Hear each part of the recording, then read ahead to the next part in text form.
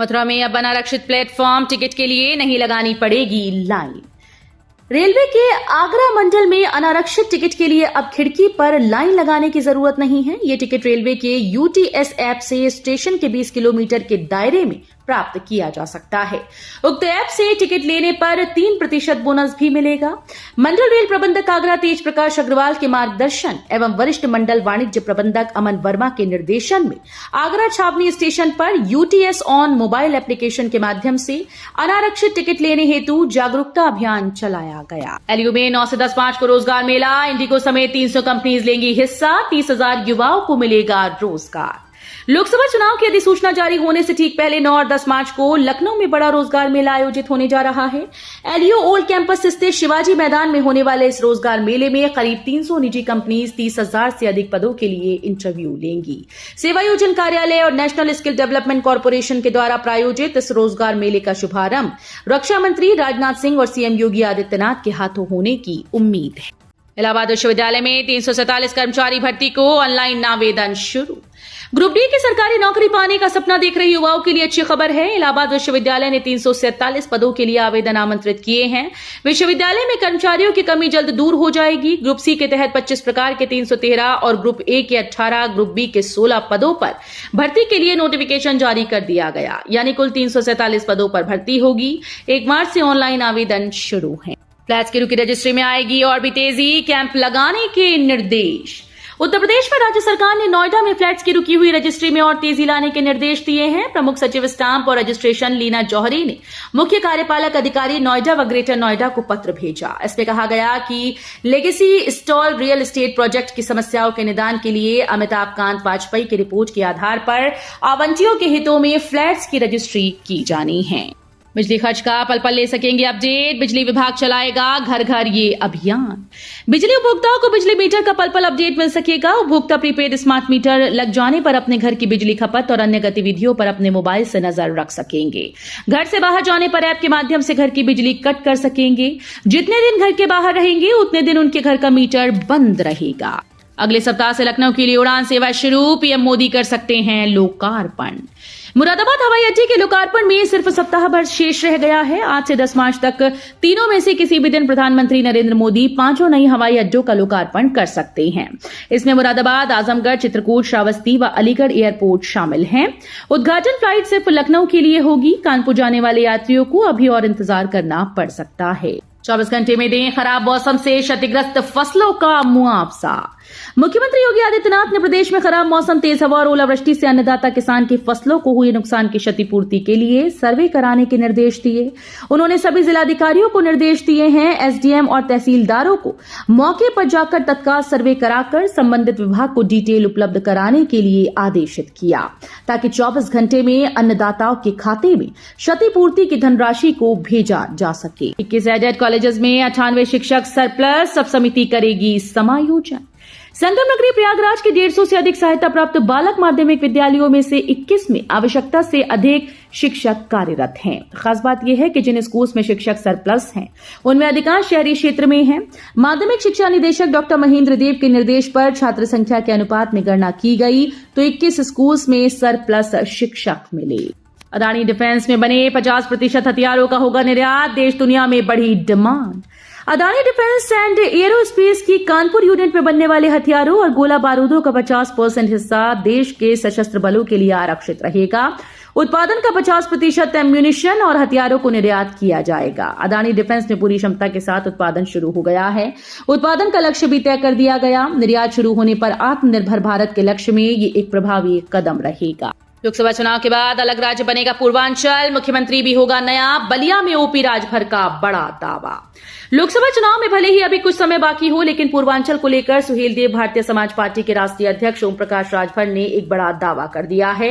राजभर का दावा है कि चुनाव के बाद पूर्वांचल अलग राज्य बनेगा। इस दौरान राजभर ने सपा प्रमुख अखिलेश यादव पर हमला बोला। खुद के दल बदलू होने के आरोपों का जवाब देते हुए कहा कि अखिलेश यादव खुद 9 बार दल बदल चुके हैं। 2 बार बसपा, 2 बार आरएलडी, 2 बार कांग्रेस के अलावा निषाद पार्टी, भाजपा आदि दलों से गठबंधन कर चुके हैं। वाराणसी नगर निगम में 1.5 करोड़ की वित्तीय अनियमितता, दोषी कर्मचारियों पर गिरेगी गाज।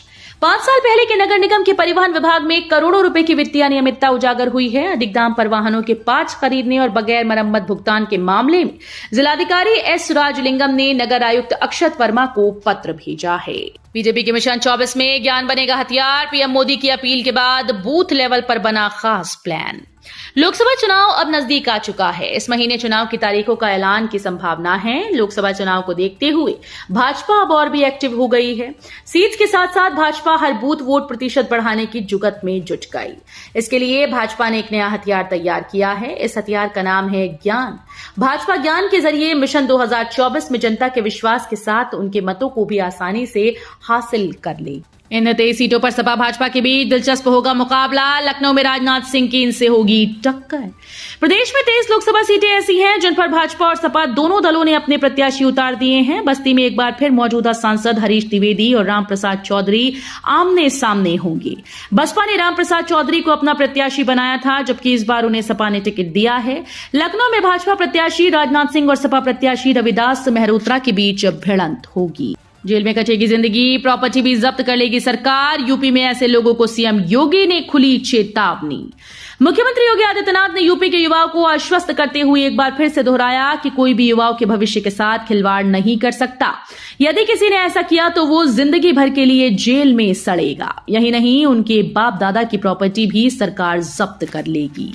बसपा छोड़ भाजपा में शामिल होने का मिला इनाम। रितेश पांडे को अंबेडकर नगर से बनाया उम्मीदवार। लोकसभा चुनाव को लेकर भाजपा ने कमर कस ली। पार्टी 80 सीटों वाले यूपी के 51 लोकसभा क्षेत्रों के प्रत्याशियों के नाम की घोषणा कर दी। पीएम नरेंद्र मोदी तीसरी बार काशी से चुनाव लड़ेंगे। इसके अलावा पहली सूची में रक्षा मंत्री राजनाथ सिंह सहित यूपी कोटे के 10 केंद्रीय मंत्रियों को फिर से मैदान में उतारा गया है। वहीं कोई जोखिम न उठाते हुए 51 में से 47 पुराने चेहरे रिपीट किए गए, जिसमें से 44 मौजूदा सांसद शामिल हैं। बस, ट्रेन और जहाज से इस दिन दिल्ली आएंगे किसान। 10 मार्च को रेल रोकने का भी प्लान। केंद्र सरकार ने अपनी मांगे मनवाने के लिए अड़े किसानों ने ऐलान किया है कि दिल्ली आने के उनके प्लान में कोई बदलाव नहीं हुआ है। किसान नेता जगजीत सिंह डल्लेवाल ने बताया कि अब किसान किस दिन दिल्ली की ओर कूच करेंगे। जगजीत सिंह डल्लेवाल ने कहा कि हम पीछे नहीं हटे हैं और दिल्ली मार्च करने का हमारा प्लान पहले जैसा ही है। ये तय किया गया है कि हम दिल्ली के बॉर्डर्स पर अपनी ताकत बढ़ाएंगे। टिकट के उलटफेर पर बसपा की नजर। पहली सूची में हो रही देरी। लोकसभा चुनाव की तैयारियों में जुटे राजनीतिक दलों में टिकट बंटवारे को लेकर हो रहे उलटफेर पर बहुजन समाज पार्टी की नजर है। चुनाव में सबसे पहले प्रत्याशियों के नाम की घोषणा करने वाली बसपा इसी वजह से इस बार संभल कर कदम बढ़ा रही है। पिछले चुनाव में सपा से गठबंधन की वजह से आधी से ज्यादा सीट्स पर उसने अपने प्रत्याशी नहीं उतारे थे। कांग्रेस से गठबंधन के बाद सपा की माइक्रो प्लानिंग। कांग्रेस नेताओं से खूब मिल रहे प्रत्याशी। 7 साल बने आधे अधूरे गठबंधन से सबक सीखते हुए अब सपा कांग्रेस निचले स्तर पर तालमेल पर जोर देना शुरू कर दिया है। सपा के घोषित कई प्रत्याशी अपने संसदीय क्षेत्र में कांग्रेस नेताओं से मुलाकात करने लगे हैं। कांग्रेस कार्यकर्ताओं से सहयोग मांगा जा रहा है ताकि अभी से पूरी तरह समन्वय बन जाए। कांग्रेस ने अपने सभी प्रत्याशी तय नहीं किए हैं, लेकिन उनके संभावित प्रत्याशी भी अपने क्षेत्र में सपा नेताओं से संपर्क बनाना शुरू कर दिया है। लखनऊ में यादव महाकुंभ में पहुंचे एमपी के सीएम। कानपुर में अपहरणकर्ताओं के चंगुल से मुक्त हुआ मासूम। मध्य प्रदेश के सीएम मोहन यादव रविवार को लखनऊ पहुंचे। यहां डिप्टी सीएम ब्रजेश पाठक और बीजेपी के कार्यकर्ताओं ने उनका जोरदार स्वागत किया। उन्होंने यहां बिजनौर रोड स्थित गुजौरा मैदान पर आयोजित यादव महाकुंभ को संबोधित किया। इस कार्यक्रम में यूपी के अलग अलग जिलों से यादव समाज के लोग जुटे हैं। सोलर एनर्जी को खरीदने की लूट। 19 रुपए का शेयर बढ़कर 570 पर आया। 2800% का दिया चौंकाने वाला रिटर्न। भारत के रिन्यूएबल एनर्जी शेयर्स में पिछले 2 सालों में रिटेल खरीदारों के ढेर लगने से जबरदस्त तेजी आई। गुजरात स्थित सोलर और wind energy producer SG mart limited के शेयर्स ने पिछले 1 साल में जबरदस्त रिटर्न दिए। साल भर में यह शेयर 19 रुपए से बढ़कर 570 रुपए तक पहुंच गया। इस दौरान इसने 2800% तक का तगड़ा रिटर्न दिया। भारत में विकसित हो रहा मजबूत सेमीकंडक्टर इकोसिस्टम 2026 तक वैश्विक केंद्र बनने की राह पर। सेमीकंडक्टर के क्षेत्र में भारत तेजी से कदम बढ़ा रहा है। भारत 2026 तक सेमीकंडक्टर मार्केट हब बनने की राह पर है।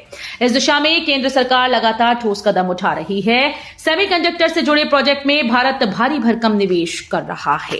बैंक अकाउंट में मिनिमम बैलेंस रखने को लेकर आरबीआई ने बनाए नए नियम अगले महीने से हो जाएंगे लागू। रिजर्व बैंक ऑफ इंडिया ने खातों में मिनिमम बैलेंस को लेकर बड़ा बदलाव किया है। अगर आप बैंक अकाउंट का इस्तेमाल नहीं कर रहे तो आपको मिनिमम बैलेंस चार्ज नहीं देना होगा। आरबीआई ने कहा कि बैंक उन खातों पर मिनिमम बैलेंस मेंटेनेंस न करने के लिए पेनल्टी नहीं लगा सकते जो खाते निष्क्रिय हो चुके हैं। इसमें उन खातों को शामिल किया गया है जिसमें 2 साल से अधिक समय तक कोई भी ट्रांजैक्शन नहीं किया गया है। अगर जेईई नहीं कर पाए क्लियर तो इंजीनियरिंग कोर्सेज के लिए दे सकते हैं एंट्रेंस एग्जाम। इंजीनियरिंग कोर्सेज के लिए इंडियन इंस्टीट्यूट ऑफ टेक्नोलॉजी किसी भी छात्र की पहली पसंद है। आईआईटी में एडमिशन के लिए जेईई एडवांस्ड परीक्षा को पास करना होता है और इंस्टीट्यूट में सीट्स की सीमित संख्या और कठिन प्रवेश परीक्षा के कारण देश भर के कम ही छात्र आईआईटीज में अपनी सीट पक्की कर पाते हैं। ऐसे में उन प्रवेश परीक्षाओं की लिस्ट बताई जा रही है जहां छात्र बिना जेईई परीक्षा को दिए अंडर ग्रेजुएट इंजीनियरिंग कोर्सेज में दाखिला ले सकते हैं। वेल्लोर इंस्टीट्यूट ऑफ टेक्नोलॉजी की ओर से विभिन्न प्रतिभागी कैंपस जैसे वीआईटी वेल्लोर, चेन्नई, भोपाल और अमरावती के बीटेक इंजीनियरिंग कोर्सेज में प्रवेश के लिए वीआईटीईई प्रवेश परीक्षा का आयोजन किया जाता है।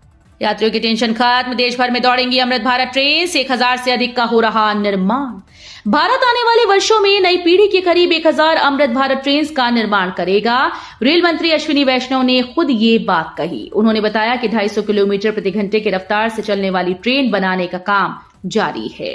योगी सरकार शुरू करेगी MYUV योजना, युवाओं को 5 लाख रुपए तक मिलेगा interest free loan. Uttar Pradesh की योगी सरकार ने युवाओं के हित में बड़ा फैसला लिया। सीएम योगी आदित्यनाथ जल्द ही प्रदेश के युवाओं में उद्यमिता को बढ़ावा देने के लिए मुख्यमंत्री युवा उद्यमी विकास अभियान योजना शुरू करेंगे। MYUVA योजना के तहत योगी सरकार का लक्ष्य हर साल 5 लाख रुपए तक की परियोजनाओं के लिए ब्याज मुक्त लोन देकर 1 लाख युवा उद्यमियों को तैयार करना है।